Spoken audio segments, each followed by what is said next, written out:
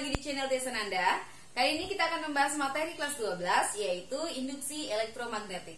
Bagi yang belum subscribe channel Desananda, silakan di subscribe dulu dan aktifkan tombol lonceng agar mengetahui postingan-postingan Desananda berikutnya. Pada video kali ini kita akan melanjutkan materi dari sambungan video sebelumnya, yaitu masih di induksi elektromagnetik, tetapi pada materi aplikasi hukum Faraday. Baiklah, kita akan memulai sekarang melanjutkan ke aplikasi hukum Faraday. Yang pertama itu adalah tentang GGL induksi akibat terjadinya perubahan medan magnet. Kita mau menurunkan rumus ya. Bagaimana rumusnya apabila GGL induksi itu dipengaruhi oleh perubahan medan magnet? Kita turunkan dari rumus umum GGL induksi. Jadi kalian masih ingat, GGL induksi itu adalah min N dikali delta flux per delta T. Nah, di sini akibat perubahan medan magnet.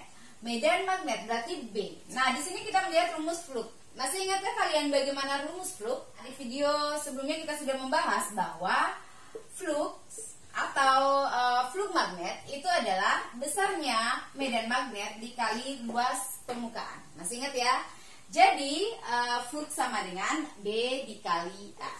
Karena di sini ada perubahan medan magnet, berarti B-nya mengalami perubahan, sehingga bisa ditulis bahwa delta flux, jadi perubahan flux itu adalah perubahan medan magnet dikali A. Kalau sudah tahu, kita ganti delta flux ini dengan delta B dikali A.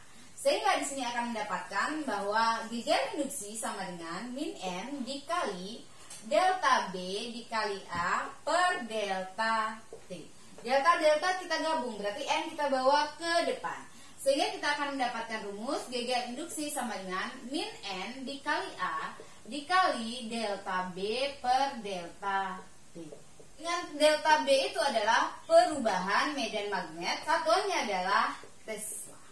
Delta T sudah tahu adalah perubahan waktu, N adalah jumlah lilitan, A adalah luas permukaan. Kita lanjutkan pada bagian yang ke B, yaitu GGL induksi akibat adanya perubahan luas. Misalnya dalam suatu medan magnet ada sebuah kawat, kita sebut kawat PI dengan panjang itu adalah L, yang digerakkan, kemudian digeser dengan kecepatan V sehingga dia berpindah sejauh delta S seperti ini.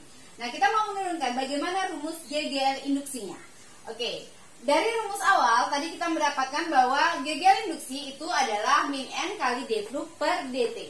Artinya GGL induksi, kalau kita tulis lagi, berarti GGL induksi sebanding atau berbanding lurus dengan delta flux per delta T. Sehingga bisa kita tulis bahwa GGL induksi adalah delta flux per delta T.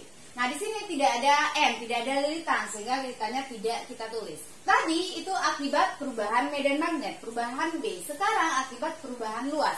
Berarti kita menuju ke rumus ini lagi, bahwa flux itu adalah B dikali A. Ini kan rumus dasar ya. Karena perubahannya adalah diakibatkan oleh perubahan luas, berarti boleh kita tulis delta flux sama dengan B dikali luas itu adalah A, berarti delta A. Sehingga rumus di sini bisa kita tulis menjadi sini ya. GGL induksi sama dengan delta flux per delta T.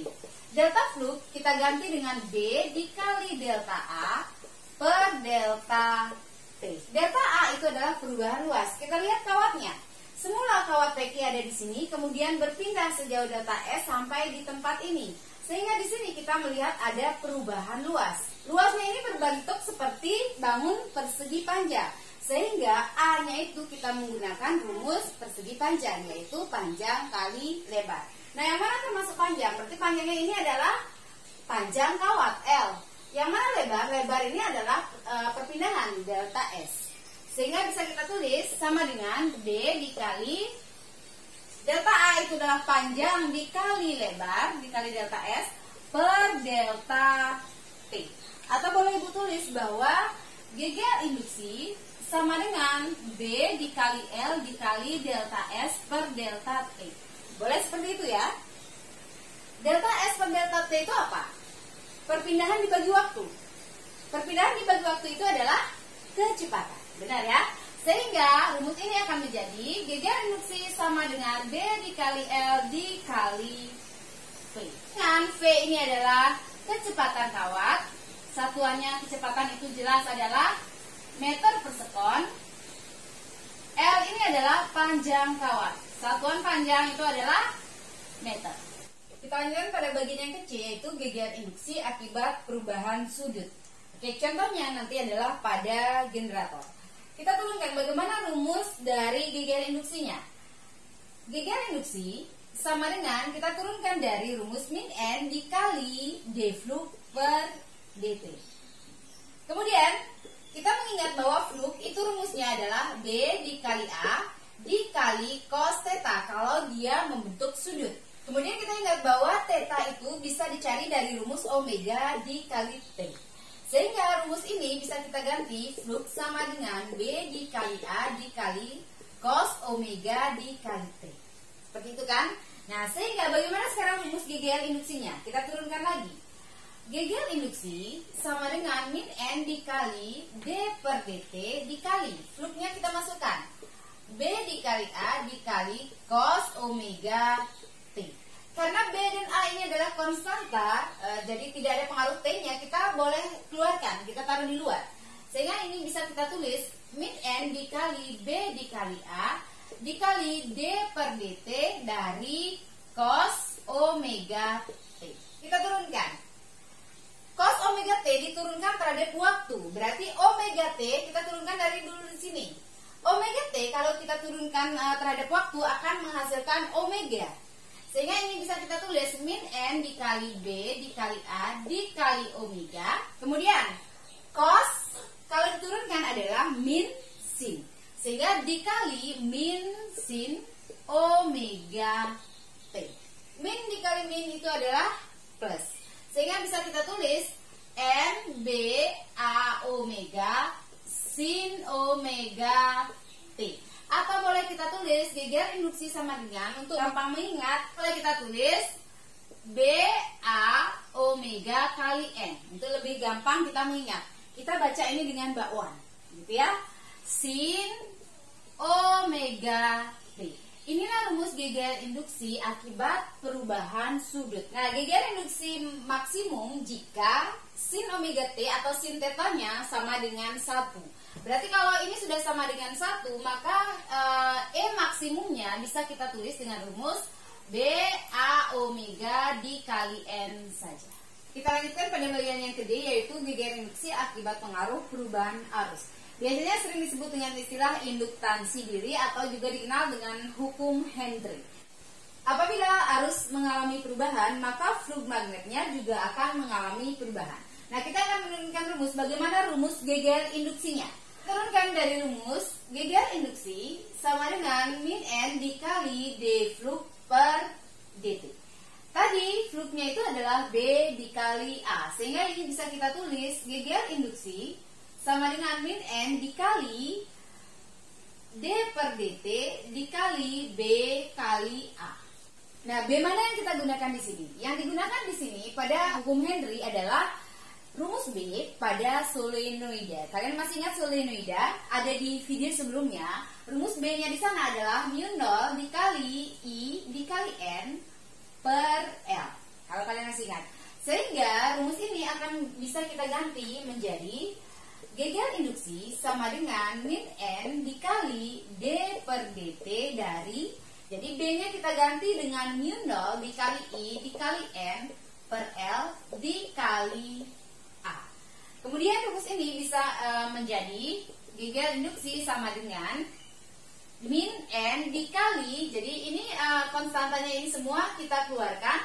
Jadi mu0 dikali N dikali A per L dikali DI per dt. Ini ada N, di sini ada M, sehingga kalau dikalikan akan menjadi geger induksi sama dengan min mu0 dikali A dikali N-nya akan menjadi N kuadrat per L dikali DI per dt.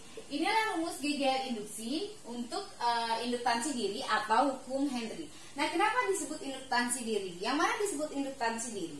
mu0 dikali A dikali N kuadrat per L, inilah yang dikenal dengan induktansi diri, yang ditulis dengan lambang L nanti.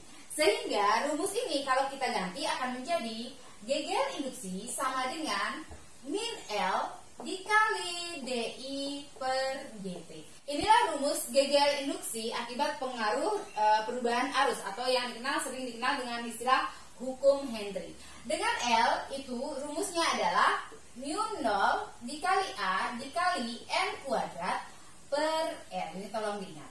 Dengan L itu adalah induktansi diri, satuannya Henry, jadi sesuai nama penemunya. Kemudian mu 0 itu adalah permeabilitas ruang hampa, besarnya mungkin sudah kalian hafalkan 4pi kali 10 pangkat min 7 Weber per ampere kali meter. L itu adalah panjang solenoida, atau nanti kalau ada yang dipakai itu adalah toroida, juga bisa panjang toroida, itu satuannya adalah meter. Kemudian DI per dt itu adalah besarnya perubahan arus tiap waktu, atau satuannya itu jelas adalah ampere per sekon. Nah, tambahan rumus di sini adalah energi yang tersimpan di dalam induktor.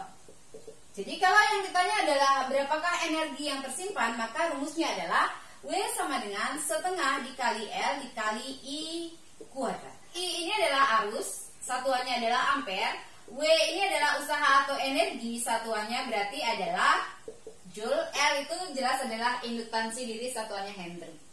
Nah, sebagai contoh soal, kawat PEKI yang panjangnya 25 cm digeser ke kanan dengan kecepatan 4 meter per sekon seperti gambar. Berarti kita tulis ya, diketahui panjang PEKI adalah 25 cm, berarti L itu adalah 25 cm atau dijadikan meter berarti 0,25 meter.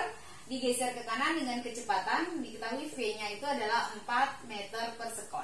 Jika induksi magnet 0,2 Tesla, berarti diketahui di sini adalah B-nya 0,2 Tesla. Besar GGL dan arah. Berarti yang ditanya itu adalah besar dan arah. Besar GGL induksi dan arah. Oke, untuk mencari besarnya berarti kan tinggal kita menggunakan rumus GGL induksi sama dengan, karena di sini yang diketahui adalah BLV, berarti langsung aja pakai rumus B dikali L dikali V. BLV, atau untuk caranya mengingat adalah belief. Ya. GGL induksi sama dengan belief. Kalau ada lagi satu GGL induksi sama dengan bakwan, jadi gampang kalian mengingat ya. Berarti sama dengan 0,2 dikali L-nya adalah 0,25 dikali V-nya itu adalah 4. Sama dengan 0,2 volt. Sudah dapat besarnya. Nah, sekarang kemana arahnya? Di video sebelumnya Ibu sudah membahas apabila di medan magnet tersebut dipengaruhi oleh kecepatan, maka kita bisa menggunakan juga katakan kaidah tangan kanan. Tetapi arah ibu jari yang berfungsi biasanya sebagai arah I, ini akan berfungsi sebagai arah V. Kemudian 4 jari ini akan berfungsi sebagai arah medan, dan telapak tangan kalian akan berfungsi sebagai arah gaya Lorentz. Oke, di sini kemana arahnya? Kita lihat. Karena di sini sudah ada silang, berarti ini adalah berupa cross. B-nya berarti masuk, ya. B-nya berarti masuk bidang. Berarti 4 jari kalian yang berfungsi sebagai B ini kita masukkan ke bidang, masuk. Kemudian kemana arah ibu jari kalian? Karena V-nya berarah ke kanan, berarti ibu jari kalian begini. Masuk dengan arah ibu jari ke kanan sesuai dengan gambar. Bisa dipahami?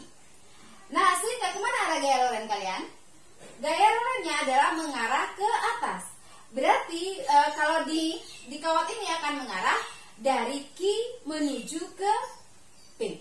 Kesanalah arah dari GGL induksi. Berarti arah bisa kita tulis dari Q ke P. Berikutnya, kumparan berbentuk persegi panjang berukuran 6 cm kali 8 cm. Berarti di sini diketahui panjangnya, panjang dan lebarnya ya. Berarti panjangnya itu adalah 8 cm, lebarnya adalah 6 cm.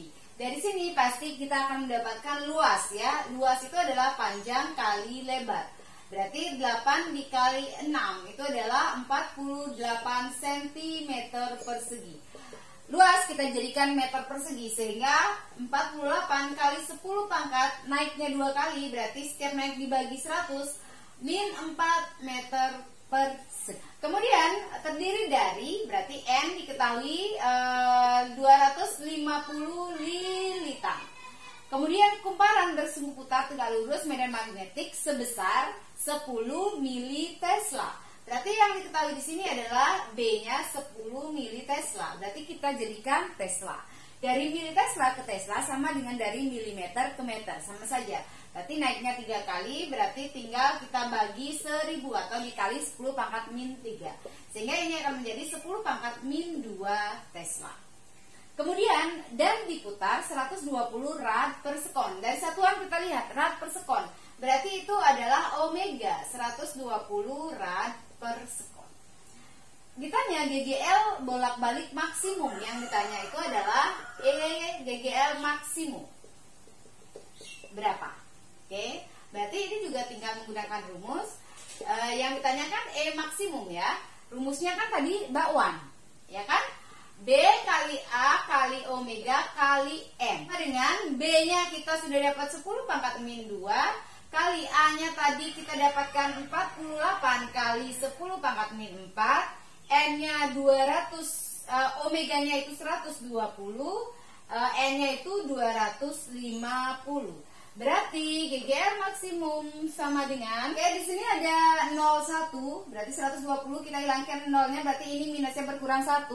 Ini nolnya hilang lagi 1, ini minusnya berkurang lagi 1, berarti kedua hilang, ya minusnya akan hilang. Berarti angka ini akan hilang. Di 48 kali 12 dikali 25 itu adalah 14.400.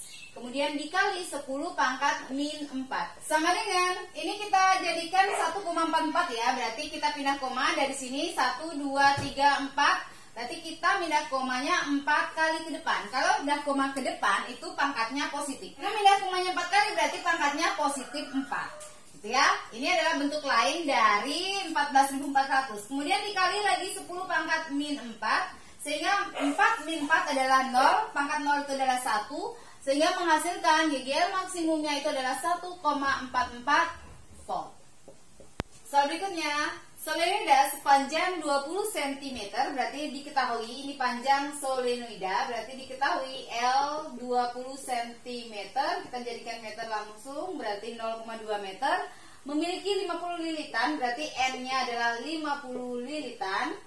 Kemudian dan luas penampang 0,05 cm persegi, berarti A diketahui 0,05 cm persegi, jadikan meter persegi ya.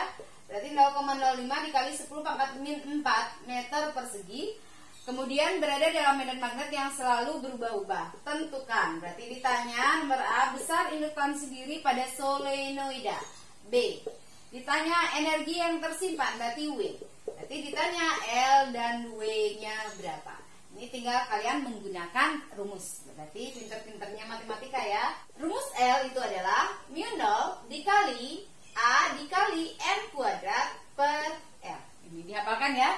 Berarti mu0 itu kalian sudah hafal. Walaupun ibu tidak tulis sengaja di soal, itu besarnya adalah 4pi kali 10 pangkat min 7. Dikali A nya sudah diketahui juga 0,05 kali 10 pangkat min 4. Dikali N-nya adalah 50, tapi ingat ini ada kuadratnya, per L-nya itu adalah 0,2. Berarti L sama dengan 4pi dikali 0,05, berarti 4 dikali 0,05 itu adalah 0,2, berarti 0,2pi dikali 10 pangkat min 7 min 4, berarti min 11, dikali 50 kuadrat, berarti 2500 per 0,2. Berarti di sini ada yang bisa kita mudahkan, ini akan hilang. Sehingga ini akan menghasilkan L-nya adalah 2500 pi dikali 10 pangkat min 11. Atau kalau mau dijadikan 2,5, berarti ini sama seperti tadi ya. Majunya berapa kali? 1, 2, 3. Berarti kali 10 pangkat positif 3 pi kali 10 pangkat min 11. Sehingga menghasilkan 2,5 pi kali 10 pangkat 3 dikurangi 11 itu adalah min 8, satuannya itu adalah Henry. Kalau kalian mau mengganti pi dengan 3,14 berarti boleh diganti. Berarti 2,5 dikali 3,14 itu adalah 7,85. Berarti kali 10 pangkat min 8, satuannya Henry. Kemudian yang nomor B, yang ditanya itu adalah besarnya energi. Rumus energi adalah setengah dikali L dikali I kuadrat. Nah, berapa I-nya? Lihat di soal. Ternyata energi yang tersimpan pada solenoida jika dialiri arus listrik, berarti di sini ada diketahui I-nya itu adalah 2 ampere. Berarti ini sudah bisa kita jawab. Setengah dikali L-nya kita dapat tadi di sini 7,85 kali 10 pangkat min 8 dikali I-nya adalah 2 dikuadratin. Nah, berarti di sini 2-nya hilang, 1 yang di atas, yang di bawah hilang. Berarti bisa ditulis 7,85 dikali 2 itu adalah 15,7 kali 10 pangkat min 8 satuannya Joule. Demikianlah materi kita hari ini, semoga bermanfaat. Dan kalau dirasa bermanfaat, silakan di-like dan di-share. Dan jangan lupa bagi yang belum subscribe channel Tiasan Anda, silakan di-subscribe dulu dan aktifkan tombol lonceng agar mengetahui postingan-postingan Tiasan Anda berikutnya. Dadah!